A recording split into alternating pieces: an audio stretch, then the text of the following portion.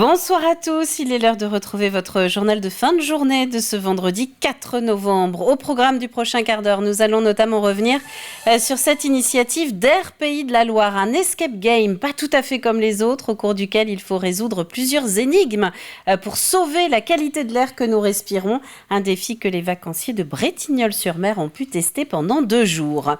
Nous ferons également un tour du côté de Fontenay-le-Comte. La communauté de communes agrandit une de ses zones d'activité pour faire de la place aux entreprises qui souhaitent s'installer dans le sud Vendée, sur un territoire où les terrains disponibles à la construction se font rares. L'annonce a déjà séduit plusieurs sociétés. Et puis, nous parlerons aussi de la tournée Vendée Terre de Sport qui se poursuit. Une tournée dans les communes labellisées Terre de Jeux Paris 2024, 114 communes de Vendée qui s'engagent à faire bouger leurs habitants.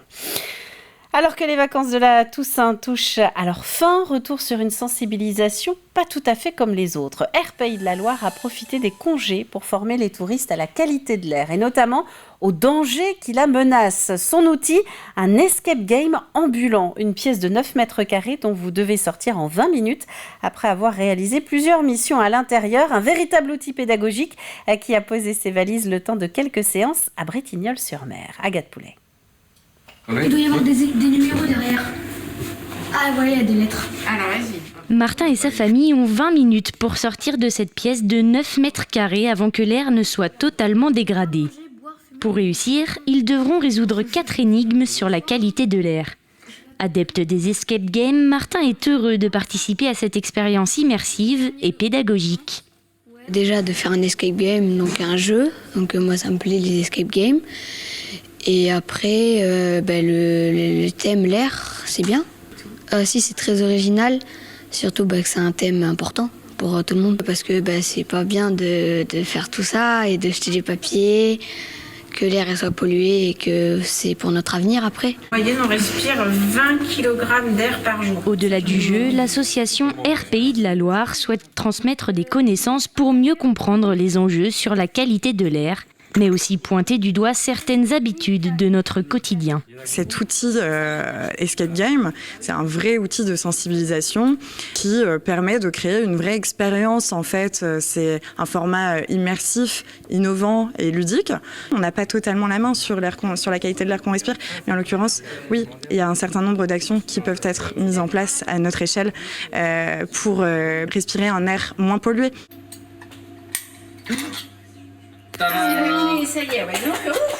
Défi réussi pour cette famille qui a pu sortir avant que l'air ne soit irrespirable. Selon un rapport de Santé publique France publié en 2021, la pollution aux particules fines est responsable de 40 000 décès prématurés chaque année. Et vous pouvez contacter Air Pays de la Loire pour faire venir aussi cet escape game dans votre structure.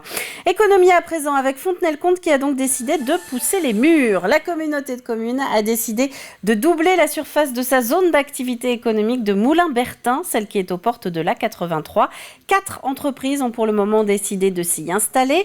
Pas vraiment de point commun entre elles, si ce n'est de partager le même territoire dans le sud Vendée. C'est la stratégie qu'on a développée sur ce territoire, c'est-à-dire de ne pas être dépendant d'un secteur d'activité. Vous savez, ici, on a eu un drame économique avec l'entreprise SKF qui malheureusement s'est mal terminé.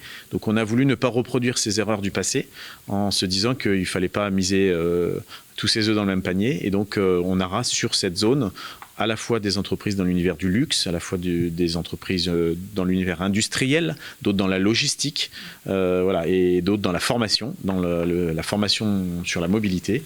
Donc ça nous semble important d'avoir des activités diversifiées. À 50 jours du début des fêtes de fin d'année, le bus de Noël fait son retour. Il commence sa tournée la semaine prochaine dans l'agglomération de La Roche-sur-Yon, une 5e édition de la solidarité avec un principe qui ne change pas. La collecte de jouets réalisée entre le 7 et le 26 novembre sera ensuite remise à la Croix-Rouge, au Secours catholique et à Face Vendée. Neufs ou en bon état, les jouets seront redistribués localement.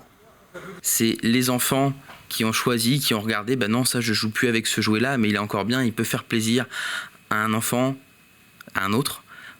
Et en fait, à chaque fois, on voit les enfants, c'est eux qui nous remettent leurs jouets. Et ils sont très heureux. Ils sont très heureux de savoir que ça va servir à un autre enfant et faire plaisir à un autre enfant. Donc ça, à chaque fois, c'est une anecdote. Voilà, à chaque fois, on leur demande un petit mot. Voilà, est-ce qu'ils ont joué beaucoup avec ce jouet-là? Et ce que l'on se rend compte, c'est que souvent, ils emmènent des jouets qu'ils adorent, que les enfants adorent. Ouais, ils ont une histoire avec. Exactement, avec lequel ils ont beaucoup joué, avec lequel ils ont une histoire, exactement. Et avec lequel ils espèrent qu'un autre enfant aura une autre histoire et pourra en bénéficier également. Donc c'est vraiment chouette. Et c'est un entretien de la matinale de ce vendredi matin, retrouvé en intégralité à la demande sur notre site internet, rubrique La Matinale. Première étape du bus de Noël mercredi à Aubigny-les-Clouseaux et place Napoléon à La Roche-sur-Yon. Suivront Venanceau, Mouilleron-le-Captif, La Chaise-le-Vicomte ou encore La Ferrière. Le sujet est délicat, il l'est d'autant plus dans le contexte actuel où la tendance est plus à la plantation des arbres qu'à leur abattage. Saint-Gilles-Croix-de-Vie doit actuellement remettre en conformité une de ses avenues, une artère plantée il y a 30 ans sans tenir compte des maisons construites autour. 3 décennies plus tard, les dégâts provoqués par les racines ne peuvent plus durer. Grégoire de Châtillon.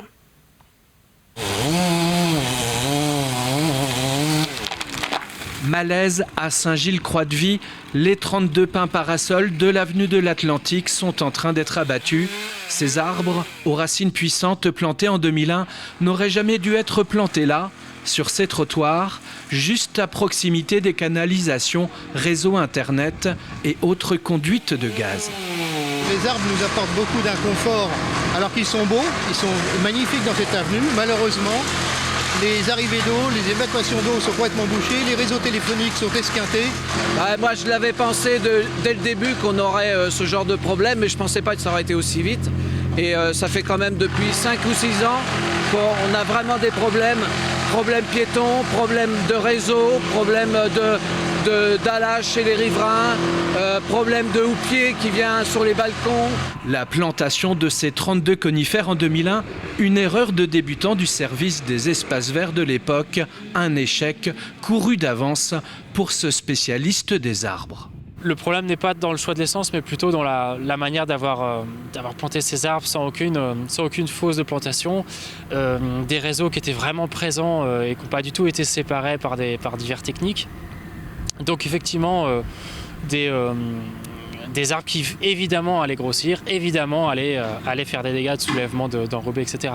C'était couru d'avance. Depuis plusieurs années, la mairie de Saint-Gilles-Croix-de-Vie a pourtant tenté de maintenir ces pins parasols en place, mais sans succès.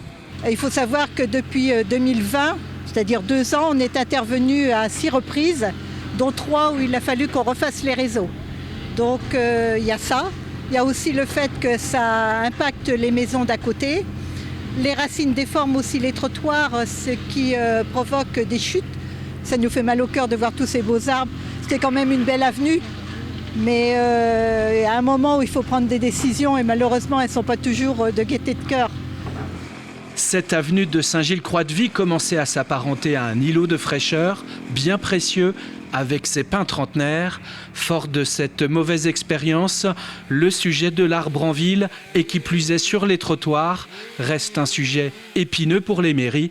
Des lilas des Indes dotés de racines modestes viendront alors prochainement remplacer les 32 pins parasols dans une avenue de l'Atlantique complètement refaite.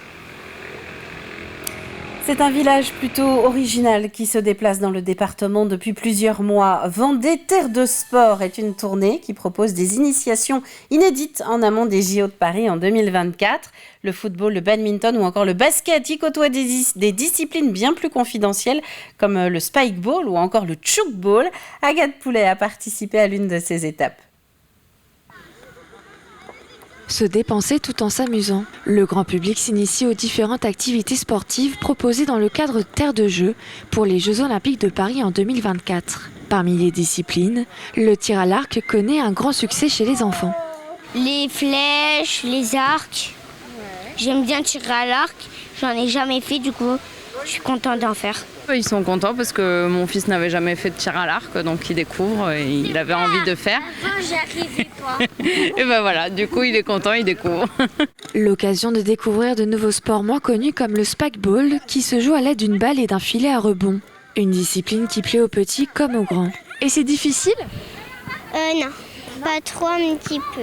Là, c'est vrai qu'on a des jeux de balles qu'on ne fait pas forcément à la maison, comme celui qui est derrière nous. Découvrir des jeux qu'on ne voit pas forcément autre part, donc du coup, ça permet aux enfants de découvrir d'autres jeux.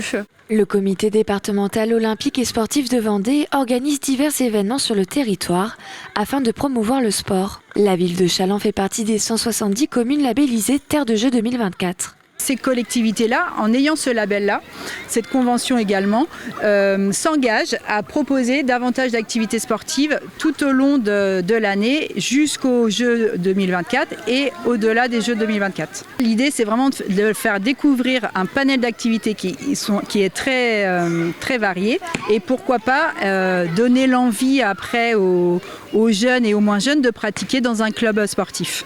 Pour cet organisme, l'enjeu est de rendre le sport accessible à tous et d'augmenter le nombre de licenciés sur le territoire. La Vendée est le premier département ayant le plus grand nombre de communes labellisées Terre de Jeux 2024. Un mot de voile aussi, puisque c'est dimanche à la mi-journée que s'élanceront les skippers de la Route du Rhum, une traversée de l'Atlantique en solitaire au départ de Saint-Malo à destination de la Guadeloupe. Parmi les 138 participants, quelques Vendéens. En classe 40, Xavier Macaire fait partie des favoris. Il est soutenu par l'agglomération des Sables-d'Olonne. Chez les IMOCA, on retrouve Arnaud Boissière qui va tester son Micaline tout juste baptisé. Benjamin Dutreux quitte lui temporairement Éole Performance, son entreprise de Talmont-Saint-Hilaire, pour concourir sur Guyot Environnement Water Family. Et puis Manuel Cousin s'élance sur un groupe s'éteint légèrement modifié par rapport au dernier Vendée Globe. C'est la fin de ce journal. Merci à vous de l'avoir suivi. Prochain point avec l'actu, c'est avec l'hebdo ce week-end. Quant à nous, on se retrouve lundi pour la matinale dès 7h. Très bonne fin de semaine.